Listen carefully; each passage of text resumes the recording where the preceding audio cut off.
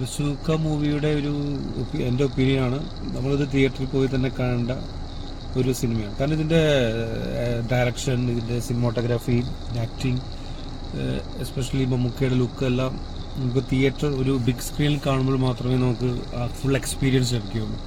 ഒരുപാട് negative reviews ഒക്കെ വരുന്നുണ്ട്. നമ്മുടേതായ എല്ലാവർക്കും അവരുടേതായ ഒപ്പീനിയൻ ഉണ്ട്. നിങ്ങൾക്ക് ഈ സിനിമ കാണണമെന്നുണ്ടെങ്കിൽ ആ സിനിമ തിയേറ്ററിൽ പോയി തന്നെ കാണുക. അതിൻ്റെ ഈ ഫിലിമിൻ്റെ ഹൈലൈറ്റ് എന്ന് പറയുന്നത് ലാസ്റ്റ് 15 minutes ആണ്. അത് തിയേറ്റർ എക്സ്പീരിയൻസ് തന്നെ ആവശ്യമുള്ള ഒരു ഏരിയ ആണ്. ഫസ്റ്റ് ഹാഫിലൊക്കെ കുറച്ച് ലാഗ് ഉണ്ട്, പക്ഷെ അത് എനിക്ക് ലാഗായി തോന്നിയാണ്.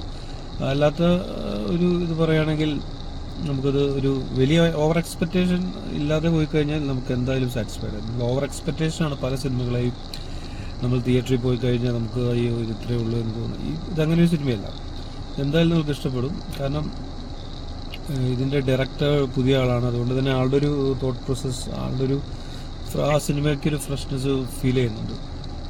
പിന്നെ ഗൗതം വാസുദേവ മേനോൻ്റെ ഡയലോഗ് ഡെലിവറി മാത്രമാണ്. ഡയലോഗ് ഡെലിവറി മീൻസ് അതിൻ്റെ ചില സംഭാഷണങ്ങളൊക്കെ കുറച്ച് യൂഷ്വൽ ഒരു സിമ്പിൾ മലയാളം അല്ല, നമ്മൾ കടിച്ചപ്പെടാത്ത കുറച്ച് ഡയലോഗുകളും കാര്യങ്ങളൊക്കെ ആൾ പറയുന്നു. ബാക്കി ഏരിയകളെല്ലാം പെർഫെക്റ്റാണ്.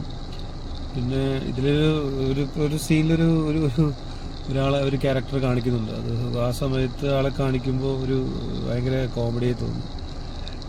പിന്നെ ഇതിൽ പറയാനുള്ളത് മമ്മൂട്ടിയുടെ ലുക്ക് വൈസാണ്. നമ്മളെ തമിഴിൽ അജിത് കുമാർ ആണെങ്കിൽ മലയാളത്തിൽ മമ്മൂട്ടിയാണ്. ഈ രണ്ട് ആക്ടേഴ്സിൻ്റെ പ്രത്യേകത, ഇവരെ ബിഗ് സ്ക്രീനിൽ കാണുമ്പോൾ ഭയങ്കര രസമായിരിക്കും ഈ രണ്ടുപേരെ കാണുക. ഏത് ഡ്രസ്സ് ഇട്ട് കഴിഞ്ഞാലും അവരുടേതായ ഒരു യൂണീക്ക് ലുക്ക് അവർക്ക് കൊണ്ടുവരാൻ പറ്റും. ബാക്കിയൊരു നടനും ഇല്ലാത്തൊരു പ്രത്യേകതയാണിത്.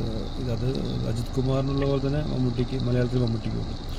സോ ഈ സിനിമ നിങ്ങൾക്ക് കാണാൻ താല്പര്യമുണ്ടെങ്കിൽ വേറെ ഒന്നും കേൾക്കേണ്ട ആവശ്യമില്ല, നേരെ ഡയറക്റ്റ് ടിക്കറ്റ് ബുക്ക് ചെയ്യുക, കാണുക, എൻജോയ് ചെയ്യുക.